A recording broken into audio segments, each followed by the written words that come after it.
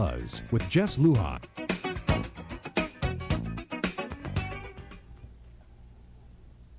We're back with my in-studio guest, former Senator Joanne Brown, now General Manager of the Port Authority of Guam. Good evening again, Joanne. Thank you for joining me tonight. Oh, thanks for having me, Jess. You know, one of the issues, again, they talked about, you know, of course, everything we hear about the port, it's either trying to find money to modernize it, sure, or you're in court or a civil service. So I would assume at this point that your attorney fees are really skyrocketing. There's certainly a lot to do. You know, certainly more than most would think. But yeah, there's a lot of issues on the front burner.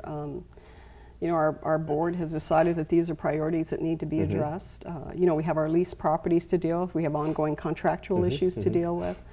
We have adverse actions, unfortunately, adverse actions to deal with. I mean, you often hear about you know, the issues of individuals were terminated back in December, but there's been a little more that's happened than just that. It's just not something that gets a lot of publicity, and perhaps it shouldn't. I mean, those issues go through the appropriate review process as they should. It's not something we highlight.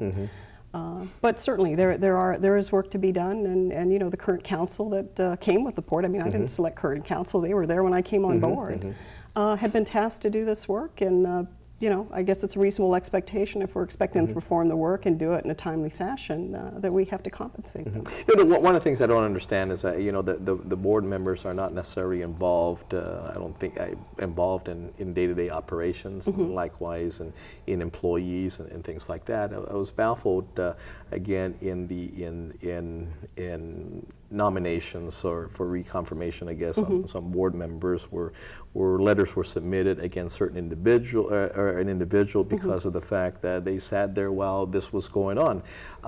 You know, as board members, I think they have very little involvement with operations. I mean, and in employees and you know what they may have done. I mean, I don't think they're in charge of discipline, are they? Well, they're a very engaged board for the work that they need to do, and they're very informed about what is going on at the port, and they're a fairly good group of people. I mean, they're all private business people. Most of them I've crossed paths with before. Some, this is the very first time I've ever worked with them. As far as the administrative operations, personnel operations of the port, those decisions ultimately would rest with the general manager. My job, contrary to the assumptions of some people, is not to sit there and just be told what to do all day. If they want that, they got to hire someone else, perhaps. Maybe I need to step aside. But as far as the operational side of the port, as far as addressing you know, proper adverse actions if needed, and it's not something I sit around all day saying, gosh, I got time on my hands, let me do this. But unfortunately, in some cases, you just have some individuals that are not performing their jobs responsibly. And you cannot motivate a workforce to do well if you allow that to continue, because somebody else has to carry the burden.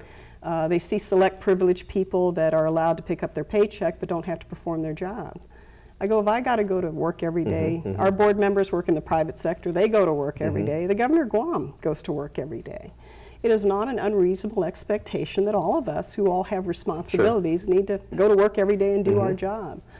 And so for the time that I'm there, that's my responsibility. And I've not, in the time I've been with the administration, going on 3 years, Jess, have ever been told what to do with an employee. I've gotten some suggestions from the Guam legislature on occasion, which is totally inappropriate, and I've had to tell them that, you know, telling me how I should and where I should assign someone. I'm like, you know, if an employee thinks that that's a vehicle that they can go to get what they want, you know, I'm a fairly fair person, you know, in spite of however anyone wants to criticize me, I'm a fairly reasonable person. Actually, people are surprised by that. Maybe even I'm surprised myself about it.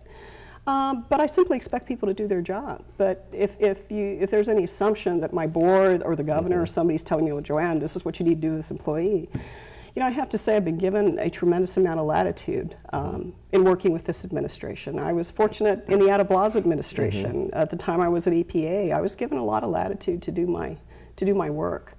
And I don't think I could be able to do or I guess be at the level of capability that I have. And I appreciate those years, 20 plus years ago, to be given these opportunities so early on in my career. that at this stage, it's prepared me for the work that I do, and I've been given the opportunity to do that. And actually, Joanne, if one were to doubt that, one would just have to look at your record on spot zoning. Hey. because I'm pretty consistent. Yes. I've even had to turn down people I know and care for very absolutely, much. because it's one of the powers that the legislature can do. And it's a power they abuse. Yeah, but you've always said there's a process. Sure. There is a process to do that. Well, their impact to people that live in a certain community, Sure. and as time goes on, you see, as more growth and development Sure. happens, more of our residents are now being adversely affected by this and feel that they don't have a say in the process. That, I'm a little person as a single-family home, and this is my biggest investment, and you could build something right next to me that is not at all compatible with our neighborhood, and I don't have a say in it. And I think people should have a say in it. Sure. I think there's a need for all the growth and development in our community, and that's a very good thing. I think there's a way to do it properly. I think the tendency to shortcut has other consequences. As time goes on, we see that, and we see the pressure with limited space, the type of activities that happen that are not compatible. And to me, it's always, as I told you, it's a quality of life issue. Sure. And I think just sometimes we need to do the right thing, not the most expeditious thing, or because politically there's some favor to gain. Sure.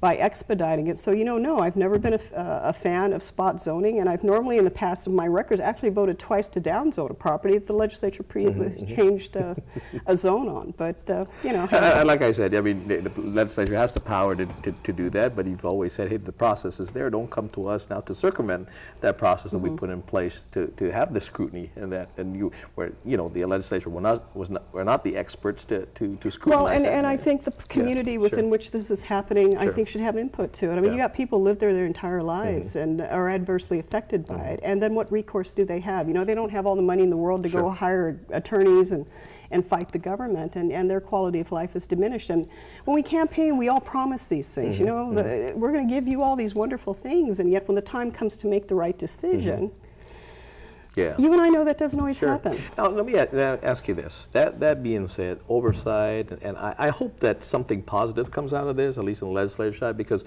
this is, I guess, I guess a protracted, maybe military buildup. We're glad that tourism numbers are climbing. Basically, but we see the Japanese numbers declining. We're seeing the other markets are picking up. So that's still our main gist here. Now, should again the military have a build-up here, this is the time to build up the port, because we still know that if whatever happens, whatever build-up, or military or otherwise, that we're going to have more population coming in here, the port will still be the bottleneck. Regardless, it's still. So this is the time to build. This is the time to build up. And a lot of that capacity is happening now. Of course, we have the $50 million from MERIT, and that money's been sitting around for a few years, and now we're working on the actual process of implementation and construction. I've been sitting on the technical design team meetings that we have on a regular basis, and the project oversight team that will ultimately approve decisions that are made at the technical level to address the upgrades that need to happen at the port. We have a year and a half to execute this project, and as I mentioned in the past, this is probably the single largest development project that's happened in the port since the late 60s. And certainly our task is to move that forward. Next month, we'll actually hopefully begin the process of the demolition of Warehouse 2, and that's a center warehouse. It's over 100,000 square feet. It has 16-inch walls. I mean, it was built pretty much to be a pretty sturdy facility, and it's unfortunate we have to tear it down, because I can't imagine what it would cost to build another facility like that. But it's so close to the wharf that it impedes our activity and our growth that we have now. We're going to have that building demolished, which will open up break bulk areas, so all these non-containerized, and it's really, what that means is just non-containerized material that's coming out of the port, so we can properly segment the material that's there. The CFS building that they did the groundbreaking back in January is actually going through renovations. Hopefully by December we'll see the completion of that. Early part of next year we'll actually begin the yard expansion project. You're probably going to be surprised to see where the new gate entryway is, because you're going to see a considerable expansion of that yard so that we have capacity. Right now, the federal government, if the military ever needed dock space at the port, they're entitled to 1,000 feet. And they only simply have to give us notice, and we have to make space for that, which certainly would impact commercial vessels, because we have a regular schedule every week of commercial vessels that are coming in and discharging goods, and at the same time taking containers back and things of that nature.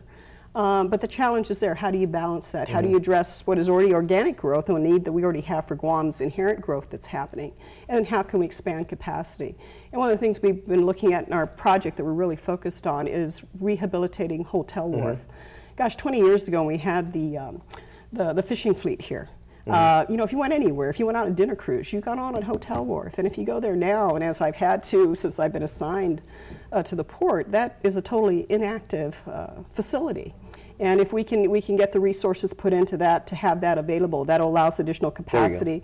We hear interest about, you know, we want to have more cruise ships come into Guam. Well, I think it'd be more receptive to come in at Hotel Wharf and have that upgraded than to come into the port yard where, you know, commercial vessels need, you know, need our cranes to move cargo. And then it gives us a lot more flexibility. If the military needs that capacity, we can still have our commercial activities bringing our cargo into Guam and you know, continuing the commerce that we need to have here. Yeah. Anyway, we're going to take a quick break, and then we'll come back and say our goodbyes. Be right back.